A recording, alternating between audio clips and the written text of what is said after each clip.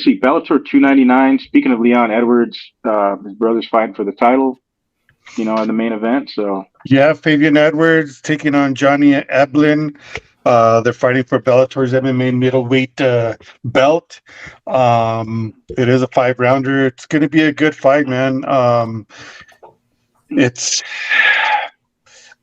I really do hope that Fabian wins, man, because that'd be fucking awesome for another Edwards to have a championship belt.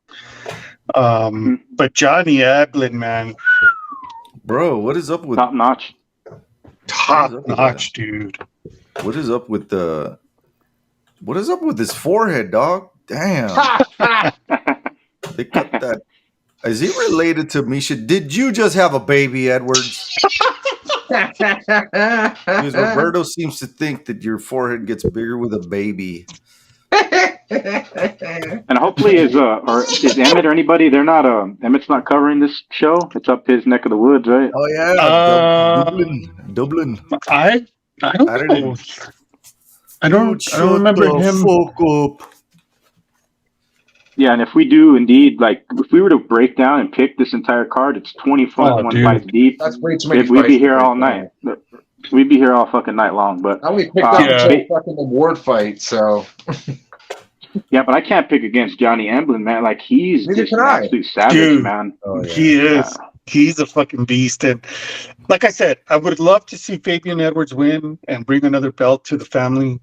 But Johnny Eblen is a true master of what he's good at, and this guy is he's just a monster, man. Johnny's just gonna bro. Speaking and if you want to grams, Aaron Pico's fighting too. Aaron Pico's fighting. Yeah, he slowly he had some tough losses early in his career, and like they put him against some killers, but lately he's been just stunning people dead, like fucking first round KOs. Like he's nasty on the feet. And he's facing Carvalho. Carvalho's been a staple of Bellator for a while, and he's on the co-main event slot for real because Pico, another winner too, he find himself fighting, for the belt, fighting the Pitbull brother. So you know what I mean. But I would pick against Pico a lot early in his career, which I knew he would take some tough losses. But where he's at now, I cannot pick against Aaron Pico for sure. Yeah, for sure, in this fight he gets it done. Yep. And there is what's the Matt Bernal Daniel Weichel fight? It was legit. Daniel Weichel fights. Every time you turn around on a Bellator card, Daniel Weichel's fighting. Daniel's fighting. That guy just doesn't go away. It doesn't matter what card you're on. Yo, what the fuck kind of name is this? Check this one out, bro. Who is Jelly Zegers? Jelly Zegers, what the fuck? And look at sounds like a username on Xbox. Lincoln, Kashan Magomed Sharipov. What? Ooh. Oh, let me say it again. Kashan Magomed Sharipov. Jesus. That guy is going to... He's going to take someone's lunch. That's what's going to happen. That's what's going to... It is, man, because he is... Dude. Yeah. That's not Zabit's brother or something, or... I think it is. I think it is. Long lost uncle. I think it is the Beats brother. Because I mean, in Dagestan, it's not that big of a. Yeah, it's like not that big of a place. Like they have so many good fighters. It's like Khabib lives on this corner. His family, Zabit's family is like 2 streets down. You know what I mean? It's all the same people. So it has to be his brother. If not, they're related. One weird. You got Kamzat's family, like another street down. It's like how many killers can come out of like Dagestan, that in the little small that is place, a neighborhood you don't want to fuck around with. You don't steal anybody's bike in that neighborhood. You don't pick on anybody's kid in that neighborhood because if you do, your ass is toast. Yeah, you're done, choked out around the corner. But I think if that's Zabit's brother, like I've never seen him compete, but I'll never pick against him. Not even seeing him fight, I'll pick him all the way to the top. Hell yeah, picking against him. But yeah, and shout out to Bellator as well. Their poster is pretty crispy and a lot better than this UFC garbage poster. Which my God! Let's go next. Yeah. We have UFC Fight Night. All disappointed. They went hard on the design crew with this one. They're like, yeah, let's do gray and just throw their faces on the side. Why the fuck not? And we'll make That's it a look shit like a poster, nuclear bomb went off. That way it'll glow. Their faces will glow from the nuclear bomb that's going to go off from the It's the freaking main microwave event. glow. Dude, It's the It's the microwave glow. Yeah, dude. It looks like they're staring in at a bowl of mac and cheese, waiting. They're all drunk. The look at you give. Yeah. oh, dude, this poster is Ass, lame. bro. It's So lame. bad. Like, who approved this? And they're like, yeah, let's just do it. Like, fuck it. Like, I think at this point now, they're just trying to piss us off. Like, they've heard our show, and they're just like, all right, we're going to make this. Let's see if we can piss him off today.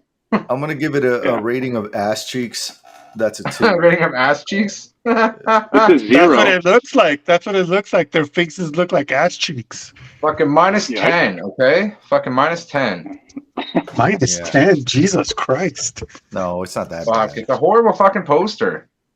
I'm gonna going to give go it a with flat 0 with a slash too. through it. I've seen worse. I'm going to give it a Yeah. next. I just don't like it. It's so plain X. and boring. Well, we got X.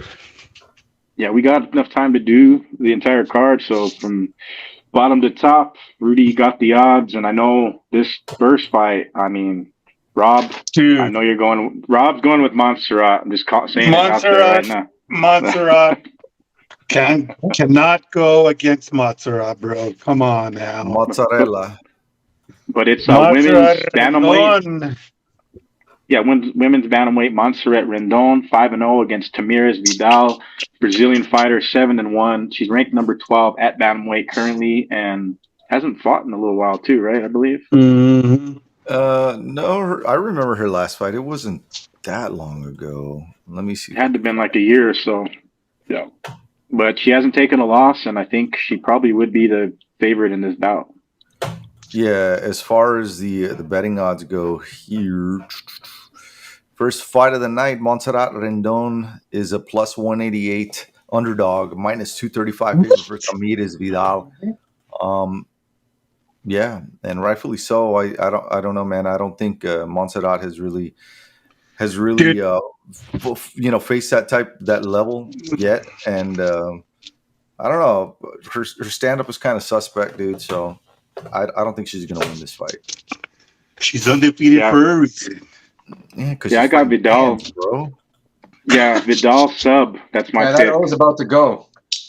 Club and sub. I'm calling a club and sub second round. Montserrat by decision. Nope, I was gonna go, Berto. Sorry.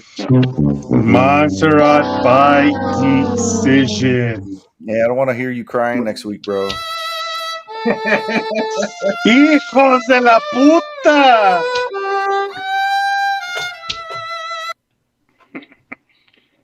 Moving Shut on the up, card, women's strawweight, Mizuki Inoue versus Hannah Goldie.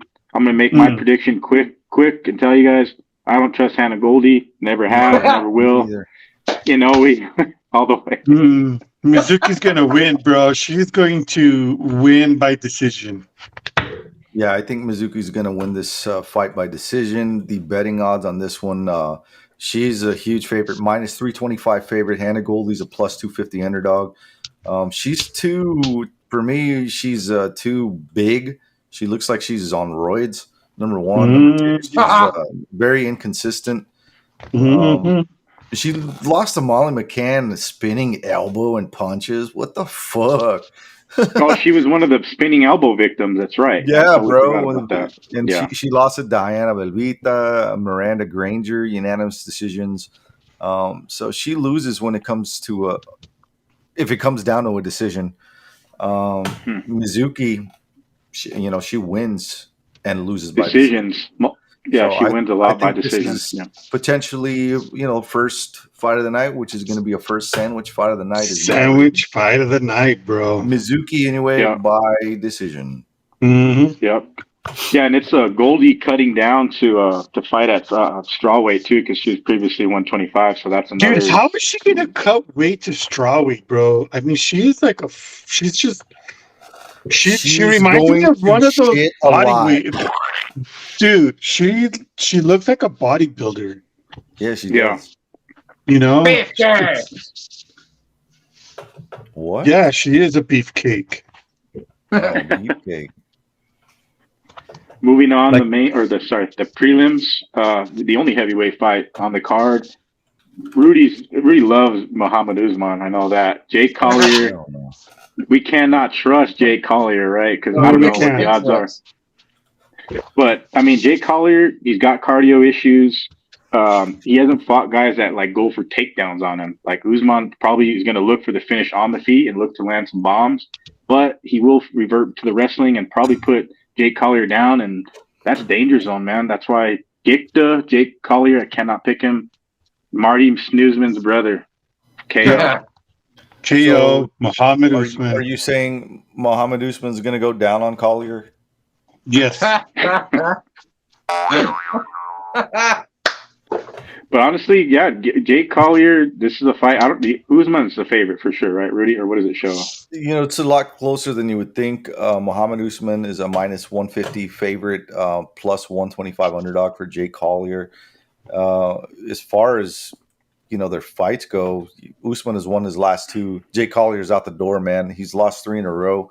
If he doesn't win this fight, definitely getting a pink slip. Yep. And Oh, yeah, he calling is. it now. He's going to get the pink slip. I think Yes, he is. going to win this fight by boring decision. Yep. Usman, yeah, I could see a snoozer happening, but I'm hoping Usman hurts him. Like I said, it could be just vicious ground and pound, but there is that chance Collier catches Usman just getting reckless on the feet early. You know what I mean? And So the thing with Collier, bro, he's just very, you know, the times that he's lost, it's mainly by decision. He's actually very athletic for his size. He used to fight at light heavyweight, if I'm not mistaken, and he's really fast, bro, and he's got good hands. I just think Usman carries the edge on the wrestling, and he's going to take him down and just smother his ass. yeah, no real big technical breakdown on both these guys because Marty Usman's brother, he's got, I don't know, it's heavyweight. You know, if he strings off 4 wins or so, he's right near the top. Jake Collier, he's dropped a couple, so he's fighting for his job, obviously. The further the fight goes, the less likelihood Muhammad's going to win by a KO because we've seen him gas, bro. That dude, with all that weight and muscle mass, he gasses quick. If he doesn't put him away in the first round, guaranteed to be a decision. And snoozer. All right, we got you. Yeah, because I see it. Yeah. Moving on the prelims, middleweight action. Jacob Malkoun against Cody Brundage, who I don't really know how Cody Brundage is still in the UFC at this point, right? Like he's got 3-4 losses in a row. Correct. It's gonna be this is gonna be number 4 loss in a row. He has 3 right now. But yeah, man. This fight, Jacob Malkoun opened up at a minus 485 favorite, plus 360 underdog. Right now, the betting odds have Malkoun at a minus 550 favorite, plus 410 underdog for Cody Brundage. Yeah, man, Malkoun is just one of those guys that he gets on you like a wet blanket. He doesn't really have stopping power. He doesn't really finish his fights, man. Yeah, a lot of by decision. That's what I'm thinking. Like, so this could be back-to-back sandwiches, but I have 3 in a Malkoun. row. 3 in a row. Malkoun by decision. And Leo says that too. 3 in a row. Yeah, he knows. Yeah. But Malkoun, oh man, yeah, this could be brutal, boys. Early on the card for everybody's watching, this could be some sandwich. So get the Subway fucking 6 inches, foot long, whichever your choice. Party shirt. And The party sub. Fuck that, the party sub, 6-footer. Hell yeah. Save half for later, you know. We're doing everything in threes, bro. We're doing everything in threes. Usman Collier fight. You know, Jake Collier lost 3 in a row. He's getting his pink slip. Cody Brundage has lost 3 in a row. He's getting a pink slip. Yep. Tim Means, Andre Fiallo have both lost 3 in a row. Yep. One of these motherfuckers. One of us. That's 3-3-3, bro. Wow. Yeah, moving to that fight, Tim Dirty Bird Means, friend of the show, friend of Fightbook MMA, always going to be rooting for Tim and Arlene and JJ and them making that trip, you know, to Vegas and handling business. But Fiallo, man, this is a tough fight. Like, if it gets past 1, it's going to be a grinder. This would be a tough fight. Both guys are fighting for their job, like Rudy said.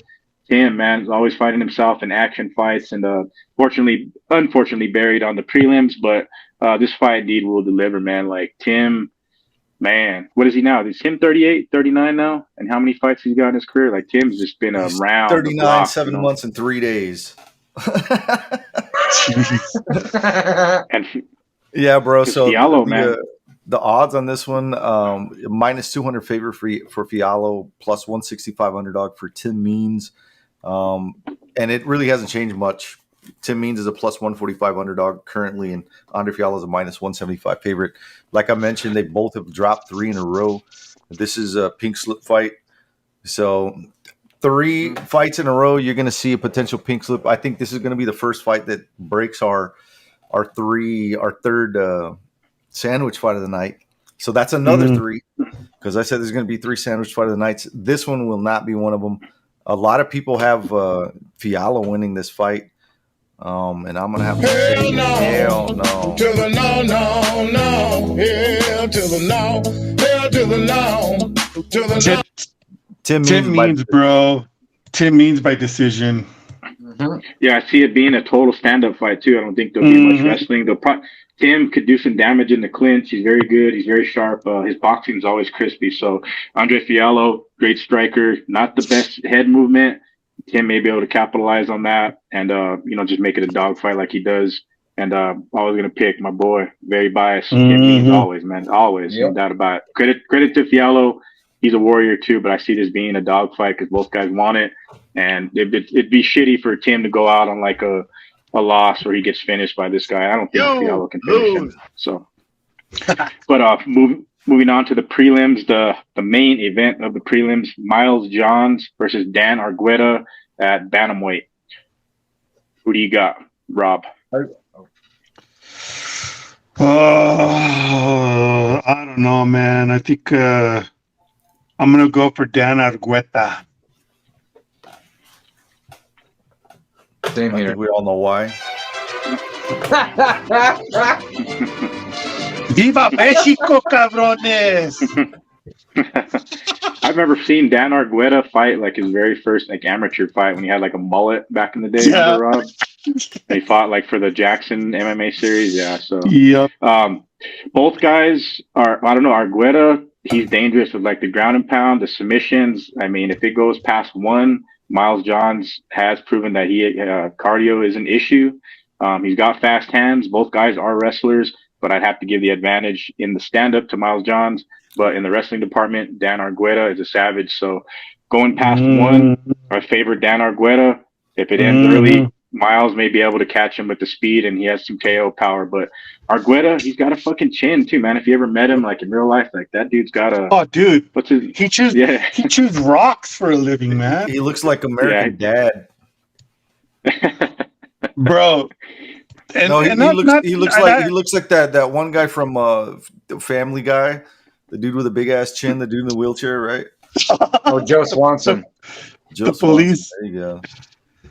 Yeah, see, because Dan, he keeps getting a little bit better each time out there. He's still pretty green in his career. But my official prediction for the fight is a late stoppage. Dan Argueta just maybe he gets hurt early, takes him down, grinds it, makes it a war. Because I know Miles Johns, he may, in fact, the cardio will bite him in this fight because Dan Argueta's got the cardio. Pretty sure he's still training in Albuquerque in the Sandias and with the Jackson Wheat camp. So, official pick, 3rd round PKO submission for Dan Argueta. Yep. Gotta go with the local boy, man. Dan Argueta is a minus 190 favorite, plus 160 underdog for Johns. And that fight really hasn't changed too much. It's a plus 150 underdog for Johns. Argueta sitting at a minus 180 favorite. I'm going to have to go with Miles Johns, man. Dan Argueta, his wins are mainly by decision. And, Miles Johns is tested, dude. This dude's got fucking hands. He finishes people. The only chance Dan Argueta has is to make it a fucking blanket fight. And I think he's gonna. If he wins, that's what's gonna happen, and it may be a potential sandwich fight of the night 4. But I have Johns winning, 2nd round stoppage. Right, and moving on to the main card, Featherweight action. Charles Jourdain versus Ricardo Ramos, and both guys, man, I mean, but Ramos, he just fights like very infrequently, right? When's the last time he fought? Like a year ago, too, right? Or I think so. Yeah, it was a year ago. Danny Chavez spinning back elbow. he's got some flashy finishes when he does, and like I can't really get a good read on this fight. I just know it's an action fight. It's kicking off the main card. What Jourdain, he's always going out there with blitzing power. He does damage early. He looks to land clean right out the gate. Given, the Kron Gracie fight the last time, complete fucking horrible game plan for Kron Gracie. He was able to stop the takedowns from Kron. Ramos, I'm pretty sure like he's gonna try to get this fight to the mat. Wait, that was 4 months ago? That feels like it was 4 years ago. Right? Yeah, for sure. What the fuck? Yeah, but I know Ricardo Ramos on the feet, he does fight pretty good off his back foot. And if Jourdain's going to pressure him, he could run into something big, you know what I mean? And the wrestling advantage I'm going to give to Ramos if it does go to the mat for sure. But Jourdain, he's a gamer. He's still ranked currently number 28 on Tapology. Ricardo Ramos is number 33. But this is a 49-51 fight. Flip a coin. I'm going to pick Charles Jourdain. I'm going for Ramos just because Jourdain's Canadian. Who do you got, Mark? Jourdain, right? Jourdain. I got Jourdain. Yeah, bro. Minus 135 favorite for Jourdain. Ricardo Ramos plus 115 underdog. Ramos is just very, I don't know, man, unpredictable for me. I got my money on Charles Jourdain. I think he's got what it takes to win this fight.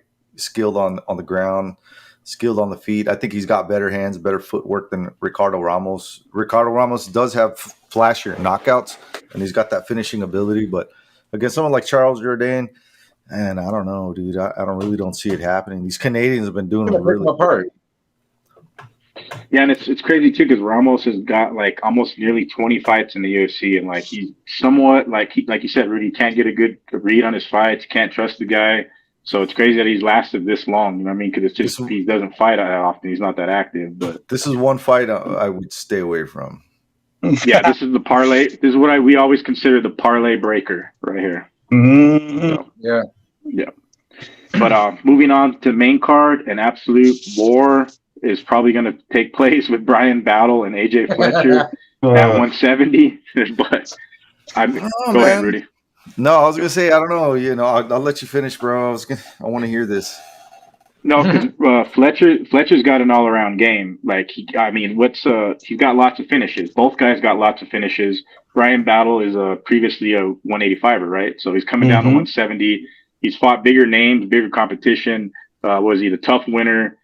He's super confident. He's got like a bunch of first-round finishes. So him coming into this fight, like AJ Fletcher for sure is the underdog, no doubt about it. But I don't know, man. Like the way they set this fight up, I don't get it. I don't get the matchup, but I can't pick against Brian Battle. Maybe he gets caught. You know what I mean? Maybe this might be the night. But I picked against him 2 fights in a row, and he's got 2 first-round finishes. I'm gonna pick Brian Battle in this fight. Same here. Man. Minus 195 favorite for Brian Battle. AJ Fletcher plus 165 underdog. Right now, the odds really haven't changed too much. Minus 185 favorite for Battle. AJ Fletcher's plus 155 underdog. These guys are both coming off a win. Recent win. Temba Garimbo. He just beat Temba Garimbo submission guillotine choke. AJ Fletcher did. And Brian Battle won his last fight against Gabe Green. Yeah, bro. The one thing that stands out to me the most has to be the arm reach, man. Brian Battle has long arms. Yeah, he does. Reach advantage. And AJ Fletcher, 67-inch reach advantage. He has like T-Rex arms, bro. This is one guy that I've always thought he has like little Chris Benoit arms, dude. He looks like Chris Benoit. His body is weird. Kind of like a midget. Can you say that? Midget. Little person. Yeah. And I don't know, man. Finding a guy as big as Brian Battle, he's a big guy. If you see his frame, he's big, bro. He's a big dude. He's got long arms. And good luck, bro. Good luck. Mm-hmm. I don't think you're walking out of this one. I'm going with the Brian Battle. Brian Battle, bro. Yeah. I think it's going to be like a first round finish. Mm-hmm. Well, on that note, worth noting, AJ Fletcher and Nora Battle have been finished. So if it does happen, it'll be the first time. Mm-hmm.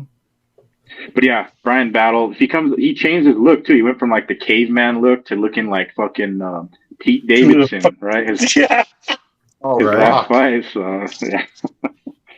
Yeah, but he's a bigger dude, like Rudy said. I think he has definite advantages where the fight goes. Super confident. Fletcher, this is another one, fucking parlay breaker. Fletcher gets a first round flash KO, you know what I mean? But hell no, that's a hell to the no. Brian Battle.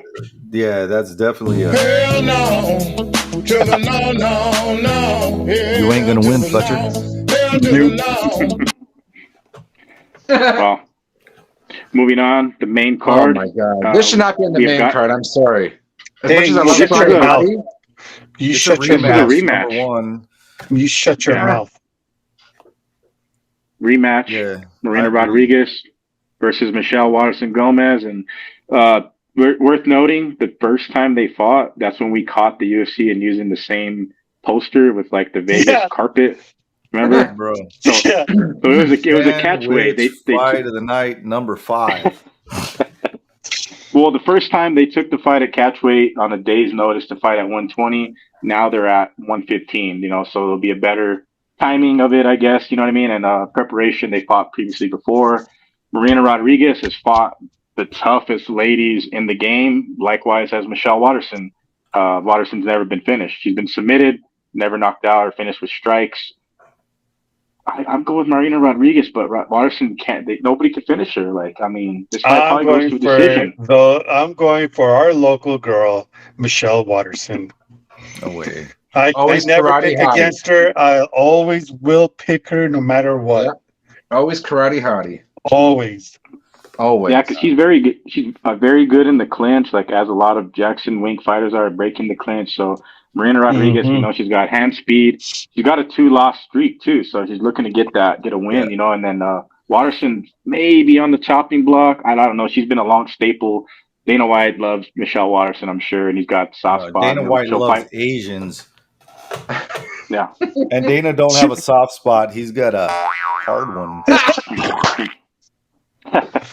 But Marina, like I said, size advantage, reach advantage, hand speed, takedown defense will be key. Michelle likes to mix it up, you know, so I don't see a sandwich. I see either Marina getting the dominant win or Michelle making it, you know, a close fight, one way or the other. My pick's Rodriguez. This is a hamburger fight, not a sandwich fight. This fight, minus 305 favorite opening up for Marina Rodriguez, Michelle Waterson. Plus 245 underdog. As far as the betting odds go now, hasn't changed much. Minus 325 to plus 260 underdog to Michelle Waterson. Michelle has dropped 3 in a row. Marina has dropped 2 in a row. This is another pink slips fight. And I think Michelle Waterson's going to get the pink slip. It's going to be a decision. It's going to be a decision win. You know, she hasn't been the same since she became Michelle Waterson Gomez. So I don't know, man. Come get your girl, Roberto. Hell yeah! You know what? This is the card in itself, in its entirety. Like, this is a very tough card to make money on betting wise. Like, for sure. Like, this is a tough call. Yeah. I don't know. Like, there's parlay breakers all over the place. This being one too.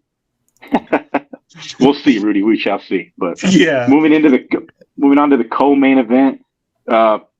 Bryce Mitchell versus Dan Ige. He called for the fight, right? Or did Ige call him out? Or is that how this fight came about? Because I know Dan Ige. I can't remember, but this is a banger of a fight, man. I think it was Ige, man. I don't think Bryce was calling anybody out. He was sitting at home worried about his fucking cousin breaking his shit and burning his trees. Yeah, that's fucked up too. Yeah, that happened last week. We talked about it. Yeah, but they're close in rankings. It shows 13. Dan Ige and Bryce Mitchell. Correction. I said it was his cousin. It was his ex-girlfriend. Ex-girlfriend. Same thing, huh? Yeah. But you're so dumb. But Dan Ige has been like on a tear as of late, and like he seems like he's fought very tough competition. Every time out there, he's fighting a straight killer. He's fought the Korean Zombie. He's fought Josh Emmett, Mosfar Evloev, and it seemed like he was on his way out the door. And he go ahead and beats Damon Jackson by KO, and then takes Nate Landwehr to a pretty violent decision too, where he just pieced him the fuck up too, right? Yep. And I don't know, man. This is another scary fight. Like you said, a lot of fights on this card. It could go one way or the other. It's Pick'em's minus 160 favorite Bryce Mitchell, Dan Ige, plus 135 underdog. Bryce dropped his last fight against Ilia Topuria. And before then he was 15-0. Yeah, it's been a whole year. He's been out. Yep. Yeah. Dan Ige has won his last two. He's only lost to killers and by unanimous decision. Right now, I think the betting odds are actually Bryce Mitchell's a minus 215 favorite. Dan Ige a plus 175 underdog, which is kind of surprising. But I don't know, man. I think Bryce Mitchell's wrestling is amazing, but Ilia Topuria took a piece of his soul. He exposed, how to beat this dude, and I think Dan Ige's got the tools and toolbox to get it done. I think Dan Ige's going to pull off a decision win. Yeah, as an underdog, I definitely like, Dan Ige, man. Like he's came back from the dead, basically, from fighting killers because everybody was counting him out. We said that it was pink slip time, and he goes out there and starts his two top level guys, tough guys, and Damon Jackson, and. Yeah, man, just Bryce Mitchell hasn't been active. His fucking trees got killed last 2 weeks ago, you know what I mean? So I don't know. A motivated fucking dead tree Bryce Mitchell may just come out like a house on fire, you know what I mean? Yep. I don't know. I'm picking Dan Ige. And then just couple in the fact that, he hasn't really been there in his mind, bro. He's worried about his ex-girlfriend burning down his trees and shit. And the donut fucking shaped earth theory too, right? Or what is it? Yeah, dude. So he's got a lot of things on his plate. He believes the earth is flat, that there's an ice wall. So, God bless your smooth brain there. Let's go, Danny. Fucking knock some sense into him. Fuck.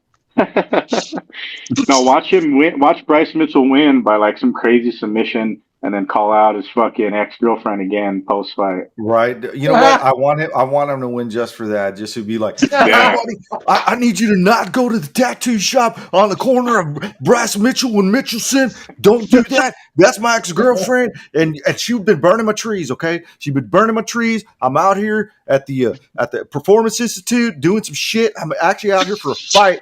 And this bitch is burning down my trees, okay? I'm scared for my dog. I'm scared for my kids. I'm scared for my wife. Somebody's got to help me. I'm scared for my chickens. Mr. Cluckers. If you touch Mr. Cluckers, it's over, bitch. Mr. Cluckers. She's gonna kill me. She threatened to kill him too. That's what he said. She threatened to kill him and his wife and his dogs. Fuck that lady. No, bro. Family, right? Yeah. But moving on to the main. You should sick Rafael Fiziev. But moving on, to the main event of the evening. Two guys fighting in their prime of their careers. Oh, yeah. Mateusz Gamrot and Rafael Fiziev. It's time! I can't wait to hear that for this one. This is going to be a banger. Rafael Fiziev seemed unbeatable until, Justin Gaethje just put the fucking beating on him, right? He didn't go down. Credit to Fiziev. I mean, the guy is unbelievably talented, and anybody that fights Justin Gaethje, even if he can go all the way through, it takes a little bit out of you, you know what I mean? And we'll see how he looks coming back. I know, what's his other loss to Dos Santos, right? I mean, Dos Anjos, isn't it? That was a long time ago. Yeah, see, so in a 3-round fight, I probably would favor Fiziev in this, but as it's a 5-round fight, I think Gamrot would be able to, I see some, grappling happen in this fight. I mean, as good as Fiziev is on the feet, Gamrot's got to get in there and slow him down, you know what I mean, and put him up against the cage, do some body work. And Gamrot, man, we've seen him get dropped though. That's my question of him winning the fight. Is you've seen him get dropped by just about everybody he's fighting. I see Fiziev actually catching him at some point, right? 100% agree, bro. 100% agree. Rafael Fiziev, the odds are real close on this one. Another pick'em's minus 140 favorite to a plus 115 underdog. Mateusz Gamrot. Gamrot coming off fresh off a win against Jalen Turner, decision. Most of his fights go to decision, win or loss. Fiziev recently lost to Justin Gaethje. The odds really haven't changed too much. Fiziev is a minus 155. Gamrot's a plus 130. I got to give it up to Rafael Fiziev. Anybody who could go through the meat grinder like Justin Gaethje got my respect. He's a fucking killer, bro. I think Mateusz, the only chance he stands at winning this fight is to make it a sandwich of the fight, of the night. Yeah, and it could be potentially what I was saying. So I was saying in a 5-round fight. Yeah, definitely in a 5-round fight, I'm favoring Gamrot. That's my pick. If it was a 3-rounder, I'd go Fiziev, but I'm not questioning his gas tank. I think both guys have great cardio. But the only thing it worries me is Gamrot getting dropped. Everybody's dropped him. Jalen Turner has, even like Daru should fucking beat him by decision, of course. But he's never been finished. Fiziev might be the guy to do it.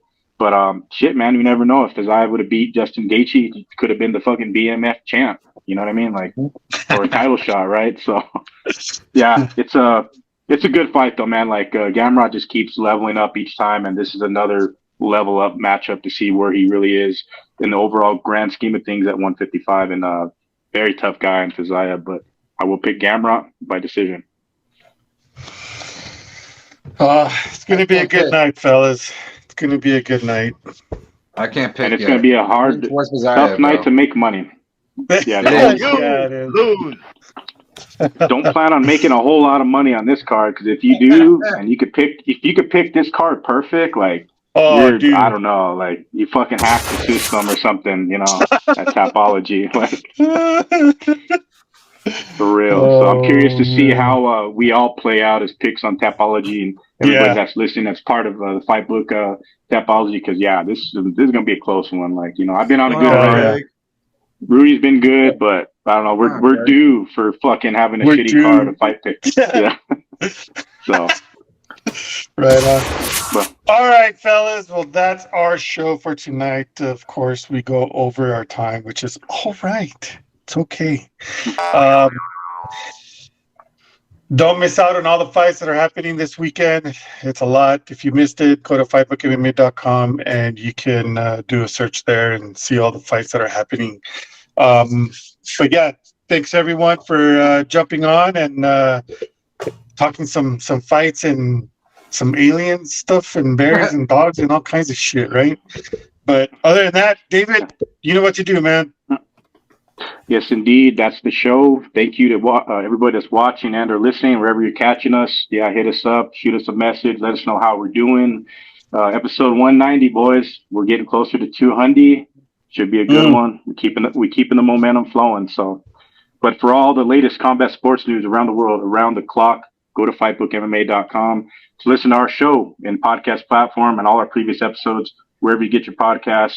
Look us up, sitting ringside, Fightbook MMA. Hit us up there, like, subscribe, share. For myself, Dave Rodriguez, Mark Amby Miller up north, Rudy Lara, producer at hand, down south, and the boss, El Jefe Roberto. We are sitting ringside. We are out. Enjoy the fights.